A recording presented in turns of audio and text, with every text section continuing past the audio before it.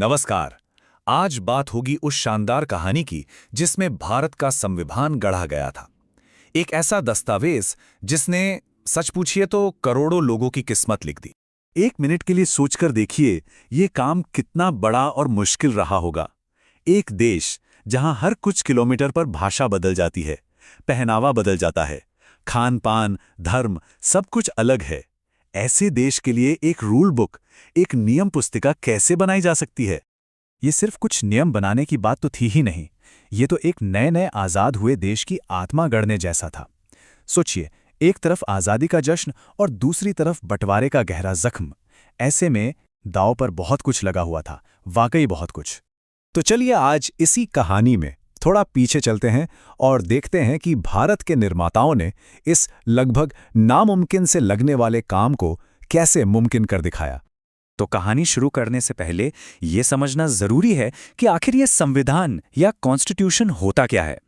एकदम आसान भाषा में कहें तो संविधान किसी भी देश की सुप्रीम रूल बुक होती है, मतलब सबसे बड़ी कानूनी किताब।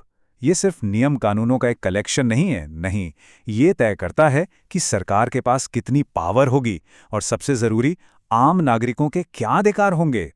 ये उन ऊंचे आदर्शों को सेट करता है जिन पर पूरा देश चलता है।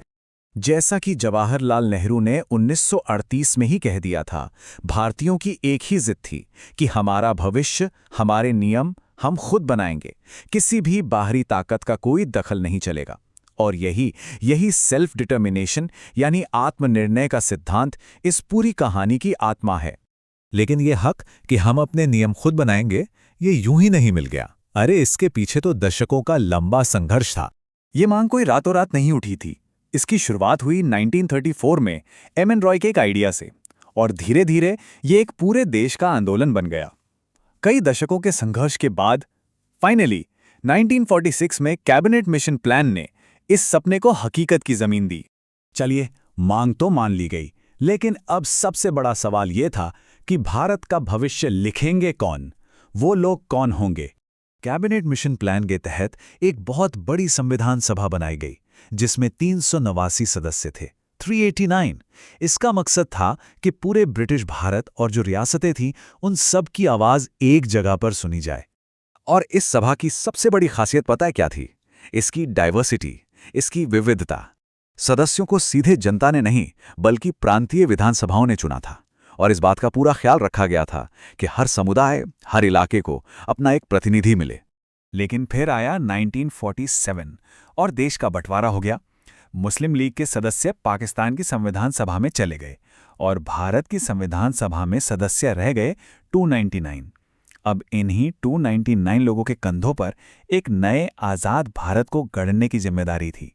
तो अब शुरू होती है असली कहानी। वो घंटों लंबी बहसें, वो तीखी चर्चाएं, जहां एक एक शब्द जोड़कर भारत के मुकद्दर को कागज पर उतारा जा रहा था। देखिए, हर बड़ी इमारत का एक ब्लूप्रिंट होता है, एक नक्शा। हमारे संविधान का ब्लूप्रिंट था ऑब्जेक्टिव रेजोल्यूशन, यानी उद्देश्य संकल्प। जवाहरलाल नेहरू ने इसे पेश किया और इसी ने वो नींव रखी जिस पर हमारे पूरे संविधान की शानदार इमारत खड़ी होनी थी, एक आज़ाद सॉवरन रिपब्लिक भारत का सपना। अब इतना बड़ा काम था तो इसे आसान बनाने के लिए कई अलग अलग कमेटियां बनाई गईं, लेकिन इन सब में सबसे जरूरी, सबसे महत्वपूर्ण कमेटी थी ड्राफ्टिंग कमेटी, यानी मसौदा समिति। और इसकी कमान थी डॉक्टर B.R. अंबेडकर के हाथों में, जिन्हें हम आज father of the Indian constitution भी कहते हैं। ये जो पूरी प्रक्रिया थी ना, ये पूरी तरह से ट्रांसपेरेंट थी, पारदर्शी। पहला ड्राफ्ट जब तैयार हुआ तो उसे 8 महीनों के लिए पब्लिक के बीच बहस के लिए रखा गया। आम लोगों से लेकर बड़े बड़े एक्सपर्ट्स तक सबने अपनी राय दी, बदलाव सुझाए। ये चीज़ दिखाती है कि हमारे निर्माता एक ऐसा संविधान चाहते थे जो सच में हम भारत के लोगों का हो। और इस पूरे काम में कितना वक्त लगा? 2 साल, 11 महीने और 18 दिन। ये लंबा वक्त खुद इस बात का सबूत है कि संविधान के हर एक शब्द को, हर एक कॉमा को कितनी बारीकी से, कितनी मेहनत से तराशा गया था। तो सालों की इस जबरदस्त मेहनत के बाद आखिर वो ऐतिहासिक दिन आ ही गया जब इस महान दस्तावेज को अपनाया जाना था। एक नए रिपब्लिक का, एक नए गणराज्य का जन्म होना था। यहाँ पे 2 तारीखें समझना बहुत जरूरी हैं। पहली, 26 नवंबर 1949, ये वो दिन है जब संविधान को अडॉप्ट किया गया, यानी अपनाया गया। और दूसरी 26 जनवरी 1950, जब इसे पूरी तरह से एनफोर्स किया गया, यानी लागू किया गया। और 26 जनवरी की तारीख वो इसलिए चुनी गई क्योंकि 1930 में इसी दिन कांग्रेस ने पूर्ण स्वराज का संकल्प लिया था। तो ये एक ऐतिहासिक दिन था।